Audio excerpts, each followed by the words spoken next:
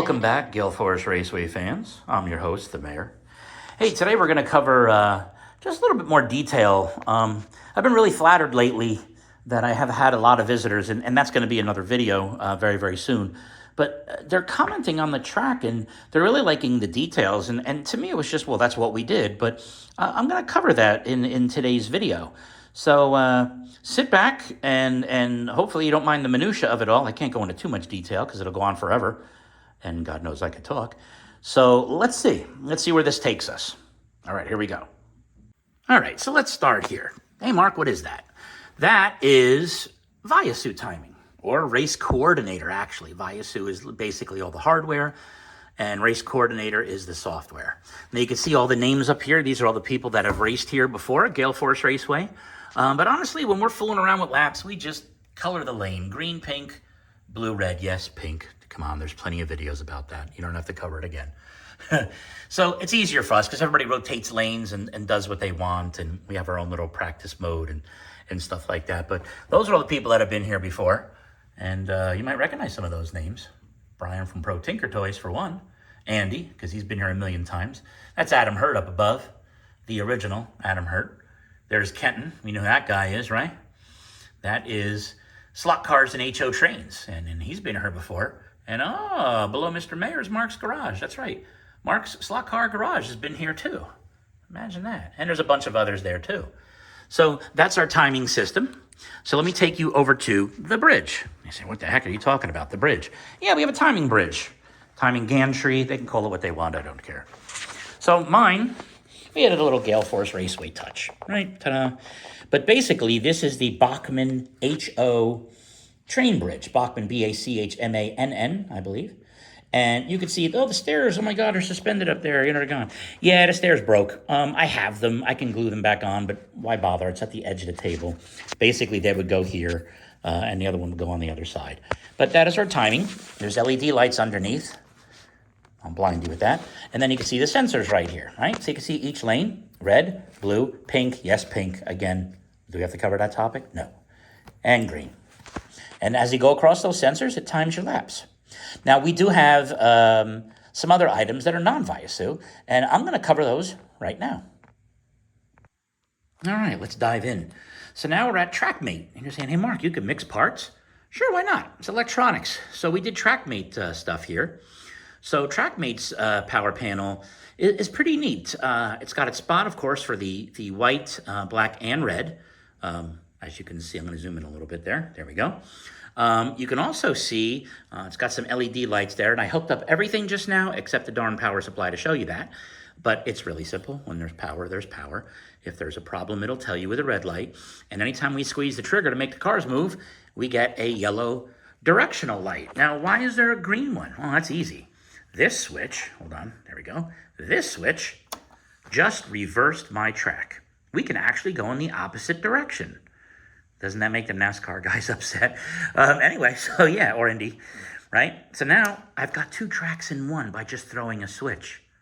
That's it. It's a beautiful thing. Again, if I were wired for brakes, I could. Rather, I am wired for brakes, but I don't have it in my controller. So let's cover the controller next. Okay, so let's dive into the controller. Mine is a DeFalco. It's called a 505 or D505, or maybe even DD505, I forget.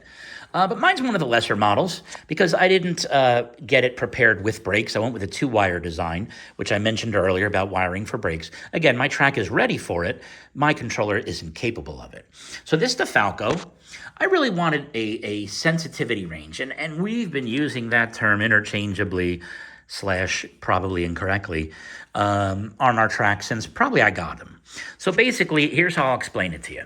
So let's say you had this super duper Mondo hot rod of a car, way past your G pluses, or maybe if they're modified, whatever, but way past those. Like we're talking aftermarket, we're talking the Hardin Creek guys, the Wizard guys, Viper, all those higher end cars, the older Patriots, right?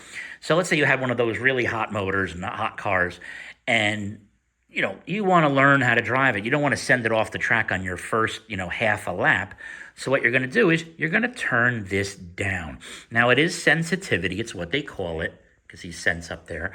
And it goes from 1 to 10. Now, what it's saying is slow and fast. So that means if I were to squeeze the trigger now, let's say it's on its most soft setting, if you will, right? Lowest sensitivity. I were to do this, the car would move very slowly, and eventually it'd get cooking. Now, that's good to learn, right? But what you really want to do, or actually your goal, I guess, is the car to start working your way up. Now, why would you want to do that? You just come out of those turns just a little bit better by squeezing that trigger. If you can get that car to stay on the track, you will turn better lap times. You know, if you can crank it all the way, holy smokes, I don't know how you're doing it. I've seen people do it. I don't know how they're doing it. But yeah, so there's our DeFalco controller. And I've got 4 of those. They come in a multitude of colors. Green for my green lane, obviously. And, you know, yeah, I know you saw me mention earlier about the pink lane. No, we don't have a pink controller, but we have a clear one. But, oh, it'll be pink eventually. And then red and blue. All right, so what can we cover next? Let's see. All right, it took me way too long to get down here. So let's cover power taps. So I've got 4 of them. So that basically means the power from the trigger is going over there to a distribution block, which I'll show you momentarily. And then it comes back and goes out to these 4 points so that the power is sent to the track evenly.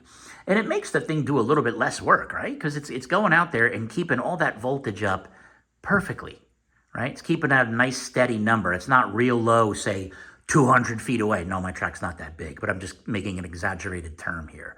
So you can actually see the hot glue there, right? And you can see the wiring is from underneath. And what's cool about that is you don't have that terminal track, right?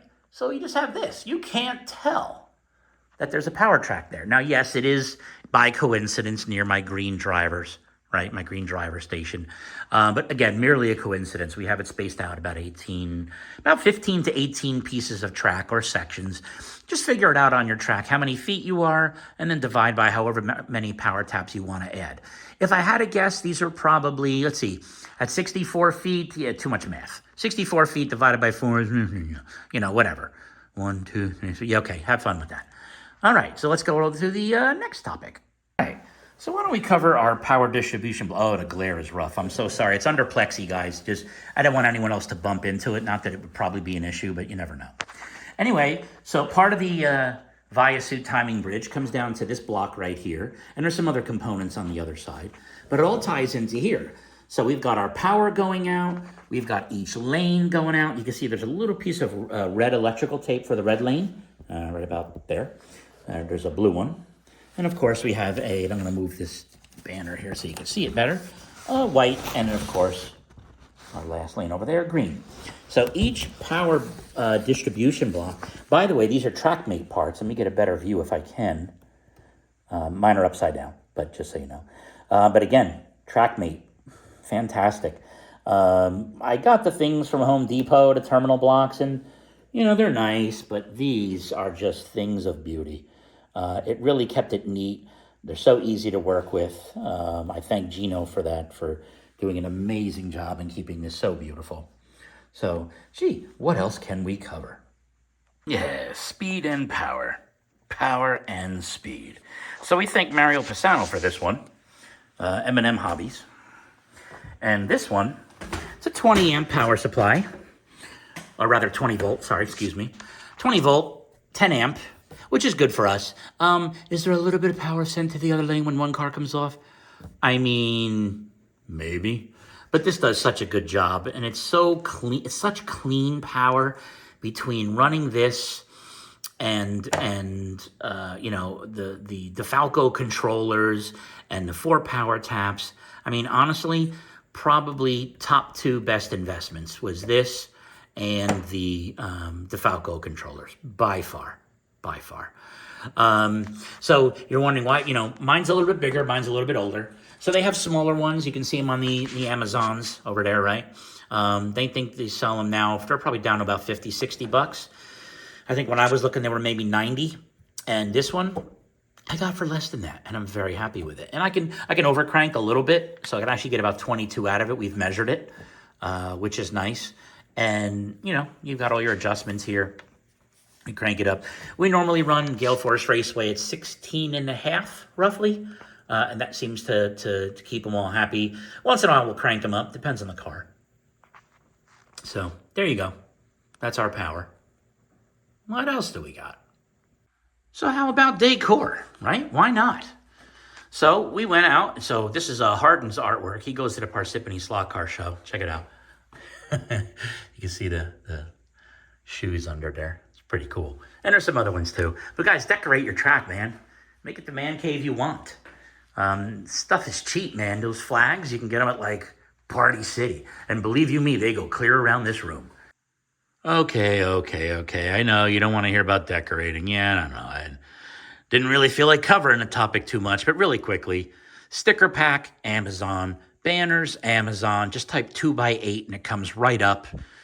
I mean, you could do anything you want here, guys. You can make your own banners for pennies. Pennies. You can decorate your tracks. You know, some guys like it, some guys don't. I get it. We've added our trees, right? Our newest addition, the tents, right? For the different car vendors. And I got some other cool things in the works. But yeah, that's it. Okay, guys, make it your own.